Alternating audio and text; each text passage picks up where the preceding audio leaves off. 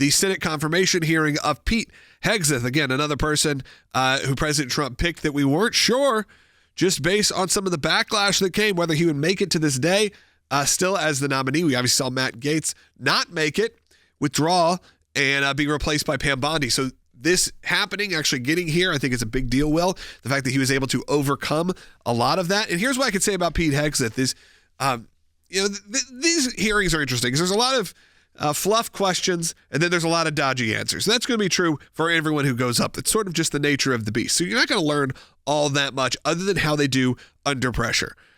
Take away any of his credentials as someone who should be qualified or is qualified for this position.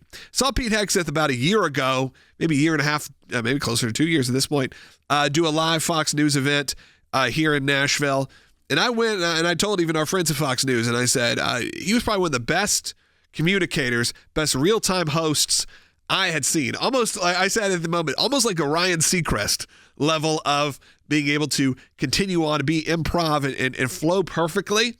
And I was very impressed with him. So from someone who can communicate with the American people, I thought Pete did an incredible job. And in that moment, I wasn't thinking of him as being in this position. I was thinking him more of being he's clearly going to be the next mainstay on Fox News. He's going to be the one that's going to get one of those big shows, those evening shows, or maybe he's going to go on beyond that, because I was just very impressed with him as a communicator. Right. I thought he was a great communicator of interesting information. He could break it down to where people can understand it. And we kind of need somebody like that in that role. It doesn't only have to be someone who is obviously very qualified for the position, but also someone who can communicate to the American people as he has been doing now for a number of years. That's right. And when you watch this hearing this morning, what you see is that on display.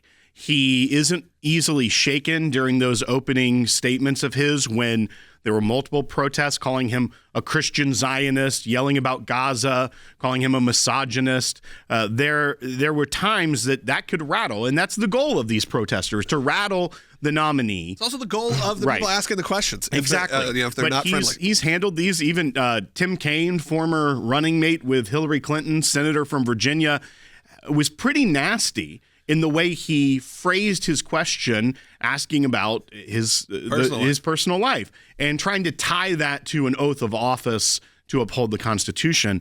And he didn't get rattled by it. Now, some critics may say, give a very political scripted TV answer, but he's very calm and poised through this. And I think that speaks volumes to also how he weathered the storm early on. He keeps his head up. He moves forward, and he focuses on the mission, which is what you want out of a Secretary of Defense. And I think we should play this from his opening statement. This is Pete Hegseth talking about the mandate that he will have in the Department of Defense should he be confirmed by the Senate. Let's go ahead and play bite one. As I've said to many of you in private meetings, when President Trump chose me for this position, the primary charge he gave me was to bring the warrior culture back to the Department of Defense. He, like me, wants a Pentagon laser-focused on lethality, meritocracy, warfighting, accountability, and readiness. There were protesters, broke out, people asking how'd they get in, all that. Well, they have their ways of getting in, and it's a public hearing.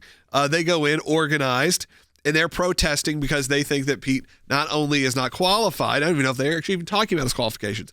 They think he is someone who they'd consider a Christian Zionist, a Christian, what was the word they were using? Christian Zionist. Someone said Christian jihadist on a sign that they were holding up. Take a look, though. Here's the protesters in real time. Sit down. You're going to sit down. I'm leaving, man. Bravo, take him. He's leaving. He's going out. Leaving. Well, put your hands off me. Thank you for figuratively and literally having my back. You are a misogynist. Not only that, you are a Christian Zionist. And you support the war in Gaza by the Zionists. I love that specifically it goes from you're a misogynist to the second one is also you're a Christian Zionist. How dare you? It's like those are one and the same. We do have a comment, though, specifically about that sort of claim of Christian Zionism. It came in. Senator Cotton asked specifically about this because he said, hey, I heard some of the protesters. I've heard what people are talking about. The protesters were, having an influence on the content of the hearing. They inspired. Right. So maybe we should take a listen. This is just moments ago in the hearing. The first one accused you of being a Christian Zionist. I'm not really sure why that is a bad thing. I'm a Christian. I'm a Zionist. Zionism is that the Jewish people deserve a homeland in the ancient Holy Land where they've lived since the dawn of history. Do you consider yourself a Christian Zionist? Senator, I'm a Christian, and I robustly support the state of Israel and its existential defense, and the way America comes alongside them is a great ally. Thank you. Because another protester, and I think this one was a member of Code Pink, which, by the way, is a Chinese Communist front group these days, said that you support Israel's war in Gaza. I support Israel's existential war in Gaza. I assume, like me and President Trump, you support that war as well, don't you? Senator, I do. I support Israel destroying and killing every last member of Hamas. So pretty strong statement coming out of Pete Hegseth. Again, clearly getting questions from someone like from Tom Cotton. You're going to have maybe a bit more, I don't want to say softballs, but these are questions that someone you agree with. And in this moment saying, yeah, of course, he did not use the word Zionist himself. Hegseth did not use that word. I'm sure there's probably some reasons behind that, but definitely said, I'm a Christian. I'm someone who supports the state of Israel and supports Israel destroying and killing every last member of Hamas. So let's go ahead and take a phone call. Let's go to Robert in Maryland on line 1.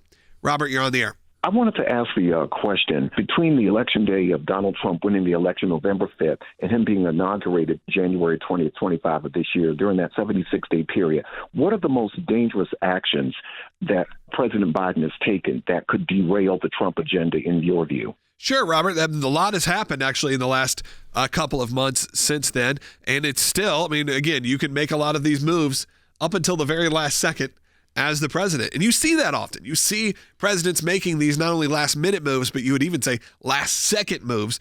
While the inauguration parties are happening, not parties, but the festivities are happening before the swearing in, there's usually a couple people still back at the White House making these final moves. That's right. I think personally, some of the most dangerous, I mean, you see a lot. There's even like the executive orders on drilling ban for oil, offshore drilling, things of that nature that can be quickly undone by President Trump. So really, while a good PR moment for the left, not necessarily long-term devastation to the American economy or energy independence. But some of the ones I think of are actually the foreign policy moves, which are very much at the discretion of the president.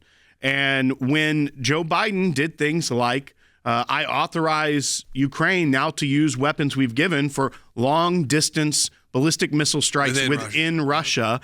I think that is, I would put up as one of the top moves that this Biden administration has done that could long-term be very, very devastating to world peace, to ending a conflict in Russia with Ukraine. And when you look at that also, it puts us as a NATO member with other NATO allies in that area, Ukraine not being one of them, but puts us in a very precarious situation if a bigger fight breaks out, because now Ukraine is launching missiles deeper into the homeland of Russia.